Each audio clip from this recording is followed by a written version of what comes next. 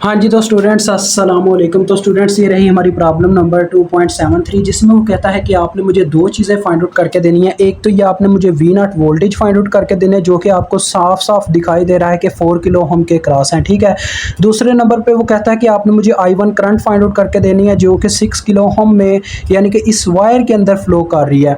यहाँ पे हम चाहें तो स्टूडेंट इस्तेमाल कर सकते हैं अपने नोडल एनालिसिस को, लेकिन यहाँ पे अभी चैप्टर 2 की बात हो रही है। तो मैं जानता हूं कि नोडल एनालिसिस क्या है, कोई प्रोफेसर जानता है कि नोडल एनालिसिस क्या है, लेकिन अभी आपका वो लेवल नहीं है कि आप जान पाओगे नोडल एनालिसिस क्या है। जब तीसरा चैप्टर शुरू होगा तो हम नोडल एनालिसिस को टच करेंगे, अदरवाइज यार आपका कंसेप्ट खराब हो जाएगा, ठीक है। जैसे जैसे आप स्टेप बाय स्टेप चलोगे आपको ज़्यादा मज़ा आएगा समझने में। तो चलो आओ स्टार्ट करते हैं। यहाँ पे स्टूडेंट्स हम करंट डिवीजन रूल की मदद ले सकते हैं, क्योंकि देखो अगर मैं करंट डिवीजन रूल की मदद से इस वायर के अंदर जो करंट फ्लो कर रहा है, क्योंकि ये एक ही वायर है, ये जो 8 किलो ओम और 4 किलो ओम अटैच है ना, ये एक ही वायर है। इसके अंदर जो करंट फ्लो कर रहा है, फॉर एग्जाम्पल वो जो करंट फ्लो कर रहा है उसका नाम कुछ भी हो सकता है ना, मतलब उसकी वैल्यू तो कुछ भी हो सकता है, नाम तो मैं उसे कोई भी दे सकता हूँ। क्योंकि यहाँ ज़रा मेरी बात गौर से सुनना, ये जो 12 वोल्ट का सोर्स लगा हुआ है ना, यानी बैटरी लगी हुई है, यहाँ से आ रही है करंट। जो करंट है उसका नाम, फॉर एग्जांपल यहाँ से जो करंट आ रही है उसका नाम आई है, ठीक है, आई करंट है उसका नाम। अब मुझे उसकी क्वांटिटी नहीं पता कितनी है वो, या जब इस नोड पे पहुंचती है, क्योंकि ये एक नोड है, यहाँ पे 3 चीज़ों की वायर अटैच है, 3 रजिस्टर्स की, तो लिहाजा ये एक नोड है। जब ये करंट इस नोड पे पहुंचती है तो वो दो हिस्सों में तकसीम हो जाती है। एक कुछ करंट यहाँ पे चला जाता है, कुछ करंट आगे चला जाता है। आगे वो कंडीशन पे डिपेंड करता है कि इस वायर को कितना करंट चाहिए, इस वायर को कितना करंट चाहिए। तो यहाँ पे तो उन्होंने उसे I1 नाम दिया हुआ, मैं कह देता हूँ कि इस वायर के अंदर जो करंट फ्लो कर रहा है उसका नाम I2 है, ठीक है जी। अब ये डिपेंड करता है कि कितनी क्वांटिटी में करंट डिवाइड हुआ है, ये हमें नहीं पता, वो हम मालूम करेंगे। अब मैं करंट डिवीजन रूल का इस्तेमाल तो कर सकता हूँ, आप सब जानते हो CDR का इस्तेमाल करके इन करंट्स को मालूम किया जा सकता है। I1 तो हमने वैसे ही मालूम करनी है, I2 हमें मजबूरन फाइंड आउट करना पड़ेगा। उसकी वजह क्या है, क्योंकि अगर I2 मालूम हो गया तो मैं यहाँ पे ओहम्स लॉ की मदद से V0 कैलकुलेट कर पाऊंगा। तो लिहाजा मेन कंडीशन आके वहीं पे रुकती है कि मुझे CDR यानी कि करंट डिवीजन रूल का इस्तेमाल करना होगा। तो लिहाजा करंट डिवीजन रूल के लिए आपको पता है हमें टोटल करंट का पता होना चाहिए, जबकि यहाँ पे हमें टोटल करंट का पता नहीं है। हमें आई की यानी कि ये जो आई है ये टोटल करंट है, मुझे करंट का नहीं वोल्टेज का पता है, टोटल वोल्टेज का।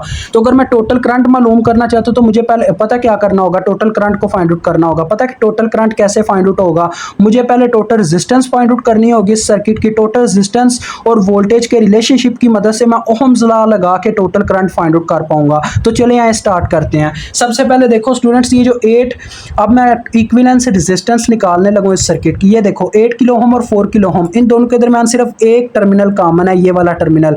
बाकी देखो इनका दूसरा टर्मिनल दोनों का डिफरेंट साइड पे अटैच है। 4 किलो ओम का नीचे अटैच है, 8 किलो ओम का वहां पे 6 किलो ओम वाली वायर के साथ अटैच है, यानी कि ये दोनों सीरीज में है। तो इनकी अगर मैं रेजिस्टेंस इक्विवेलेंस निकालना चाहूँ तो ये दोनों रेजिस्टर आपस में जमा हो जाएंगे, 8 जमा 4, तो ये आ जाएगा 12 किलो ओम।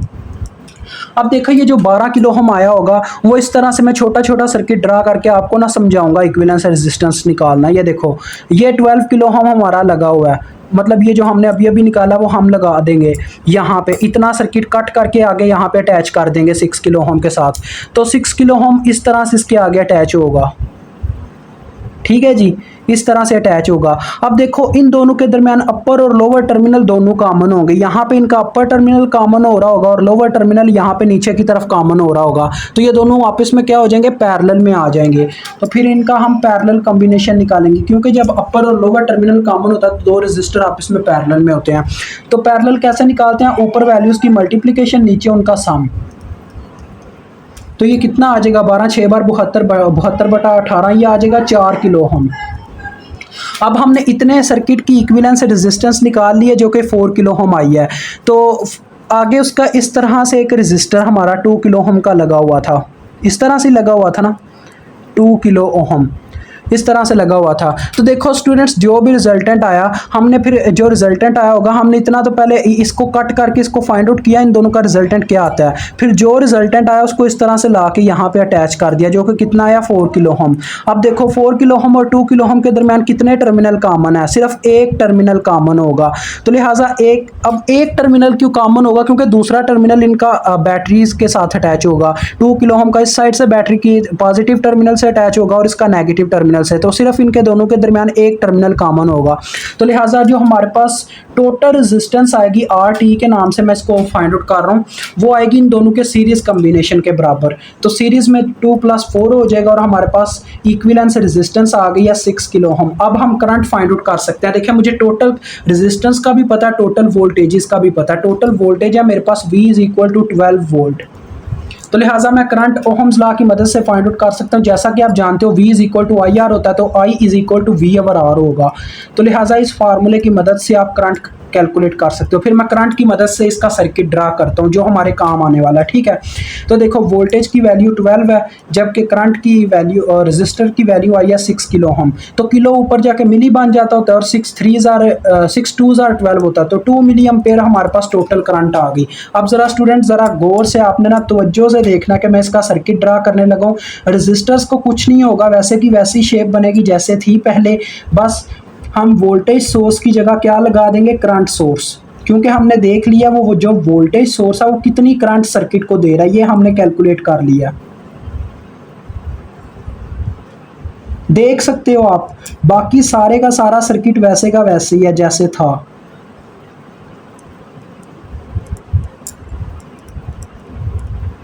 ये अपना 8 किलो ओम, ये अपना 6 किलो ओम और ये अपना टोटल करंट सोर्स। मैंने क्या किया, बस वोल्टेज सोर्स को हटा के उसकी करंट फाइंड आउट करके करंट सोर्स लगा दिया। तो ये आ गया 2 किलो ओम और इसमें फ्लो कर रहा था हमारा I1 और इसमें हमने फाइंड आउट करनी है एक करंट जिसका नाम है I2, क्योंकि मुझे उस करंट की ज़रूरत है अपने V0 को कैलकुलेट करने की। अब देखिए स्टूडेंट्स, मैं I1 को कैसे कैलकुलेट करता हूँ।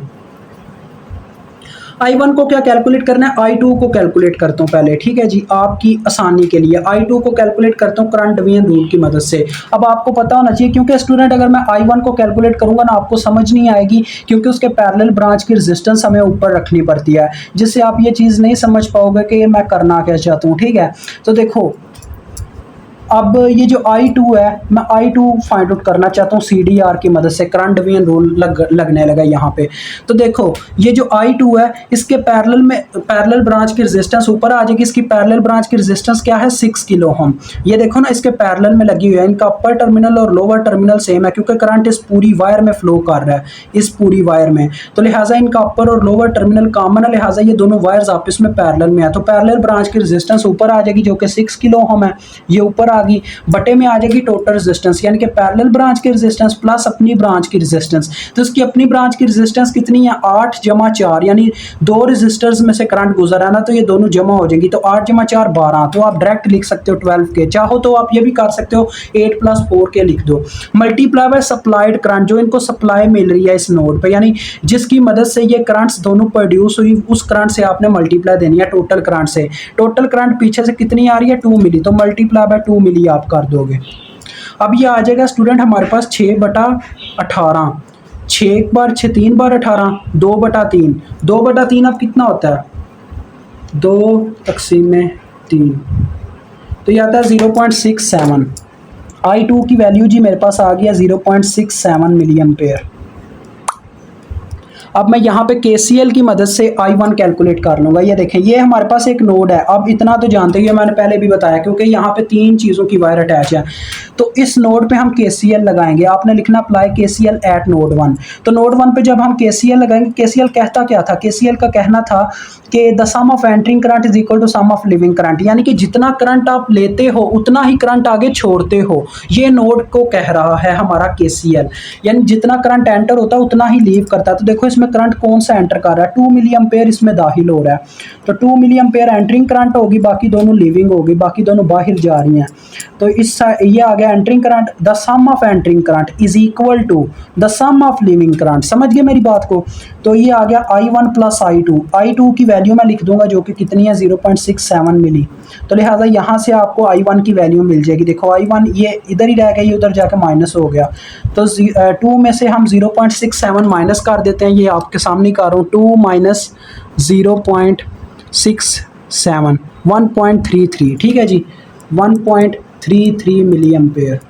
ये देखें I1 तो आपकी फाइंड आउट होगी, वी नाट रह गई है, वी नाट यहाँ पे मैं ऊपर ही कर रहा हूँ, वी नाट के ऊपर अब देखो ओहम्स लॉ की मदद से वी नाट कैलकुलेट होगा। हमें I2 की वैल्यू अब पता ना, तो ये देखो ये जो करंट I2 है ये 4 किलो ओम के क्रॉस हमारे पास वी नाट वोल्टेज प्रोड्यूस होते हैं। तो ये जो I2 है ये अपनी डायरेक्शन के मुताबिक इसके पॉजिटिव पोल में एंटर करती है। अगर ये नेगेटिव पोल में एंटर करती है हम -I2 लिखते, लेकिन ये पॉजिटिव पोल में कर रही है लिहाजा +I2 लिखेंगे। तो 4K के साथ +I2 मल्टीप्लाई होगा, यानी current into resistance is equal to voltage हमारे अकॉर्डिंग टू ओहम्स लॉ के। तो लिहाजा I2 की वैल्यू डायरेक्ट ही मैं पुट कर रहा हूँ, कितनी है 0.67 मिली। तो मिली और किलो आपस में कैंसिल हो जाएंगे स्टूडेंट्स, ठीक है जी, मिली किलो। और आप ये करके देख लो 4 मल्टीप्लाई बाय 0.67 कितना होता है। तो ये हमारे पास आ रहे हैं 2.68 वोल्ट। तो लें जी ये आपका क्वेश्चन हल होता है।